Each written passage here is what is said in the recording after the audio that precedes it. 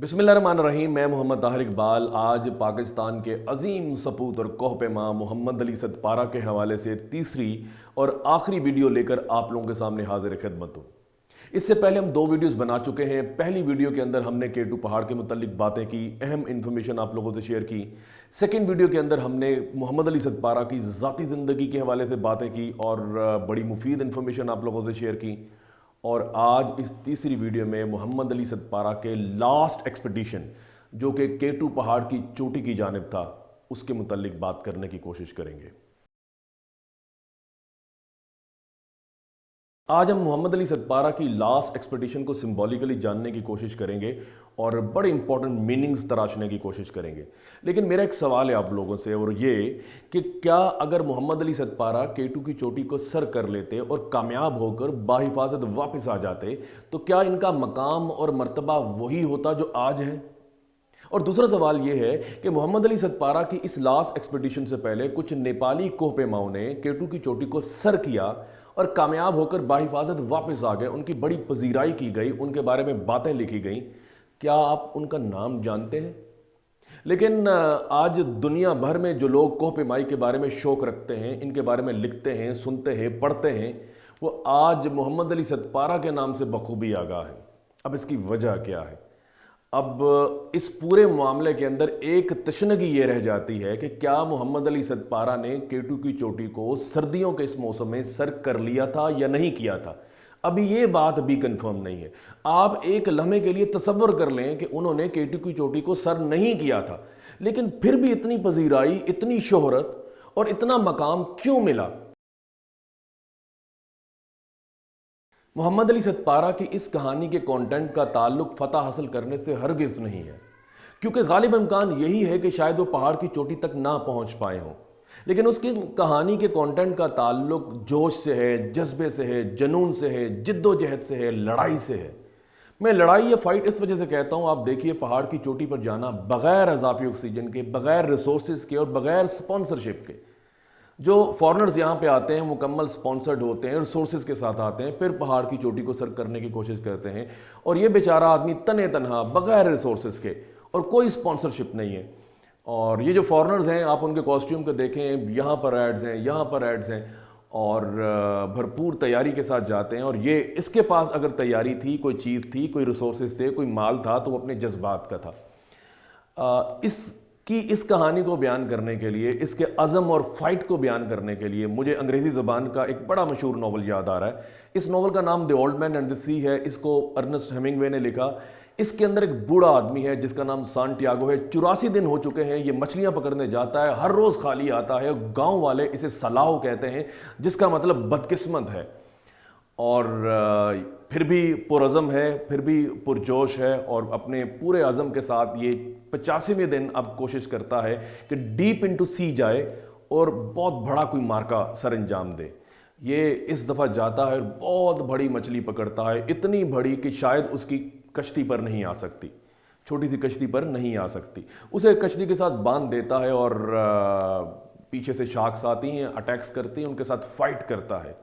और हम जब भी बात करते हैं अंग्रेज़ी अदब में हौसले की, जिद्दोजहद की, जोश और शौक़ और जुनून की, तो सांटियागो का नाम शायद सर फहरिस्त होगा।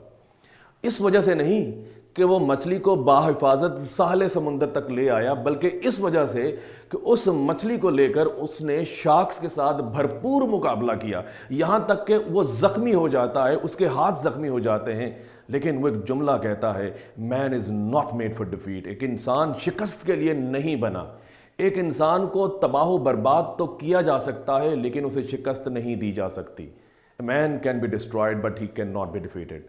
तो ये एक अज़म है कि आप आएँ, शार्क्स को कहता है आप आओ और मुझे मार डालो, लेकिन शिकस्त तस्लीम करने का ताल्लुक आपके जहन से है, जहनी कैपेसिटी से है, और वो तस्लीम नहीं करता और वापस आता है और ज़ख्मों से निढाल और फटीग्ड से निढाल, थकावट से निढाल वो सो जाता है और वो शेरों के ख्वाब देख रहा होता है। इसी वजह से मैं इस नावल को ट्रेजेडी नहीं मानता, इस वजह से कि ट्रेजेडी तो तब हुई जब इंसान महसूस करता है, अपने ज़ख्मों को महसूस करता है और कहता है कि मैं मारा गया, मैं लुट गया, मैं परेशान हो गया, मैं बर्बाद हो गया। लेकिन ओल्ड मैन अभी भी शेरों के ख्वाब देख रहा है। اور اس کا تعلق بھی اسی کیریکٹر سے جوڑنا چاہیے. اصل اس میں کہانی فتح حاصل کرنے کی نہیں ہے، بلکہ وہ تشنگی جو ہے وہ منزل سے ذرا دوری ہے، اور جس کو پانے کے لیے اس نے بھرپور جد و جہد کی. آج امر ہو گیا. آج اتنا بڑا مقام اس شخص نے پایا جس کا نام محمد علی ستپارہ ہے، جسے سنو لیپرڈ کے نام سے آج یاد کیا جاتا ہے. ایک تو یہ ایک تعلق میں نے جوڑنا تھا اس کہانی کے ساتھ، تاکہ آپ کو اس کی جد و جہد اصل معنوں میں سامنے آ سکے.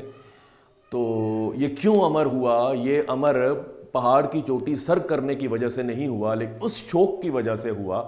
اس وہ منزل تک پہنچنے سے پہلے جو اس نے ایفرٹ کی، جس شوق اور جنون کا اظہار کیا، جس جد و جہد کو اس نے ایگزیبٹ کیا، اس کو لے کر آج ہم اس کی عظمت کو بیان کرتے ہیں.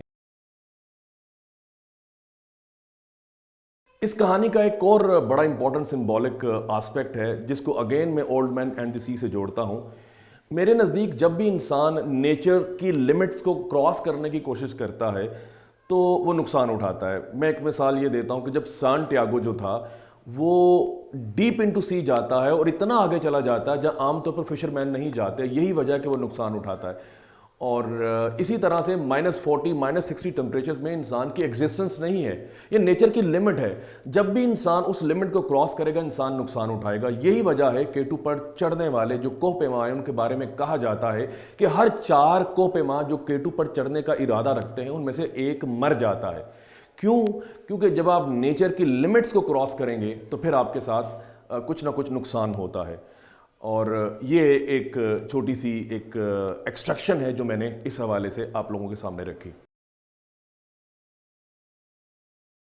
اس کہانی کا ایک اور اینگل بڑا خوبصورت ہے، اور وہ یہ کہ انسان اپنے مقصد کے حصول کے لیے جس جد و جہد، جوش، شوق اور جنون کا اظہار کرتا ہے، اگر اس ایفرٹ کے دوران کچھ واقعہ ہو جاتا ہے، کچھ انہونی ہو جاتی ہے، اس کی جان چلی جاتی ہے، تو اس کی یہ ایفرٹ ہمیشہ کے لیے امر ہو جاتی ہے. میں ایک مثال دیتا ہوں کہ جب بھی ہم میجر عزیز بھٹی کے بارے میں بات کرتے ہیں تو ہمیشہ سے ہمارے ذہن میں کیا خیال آتا ہے؟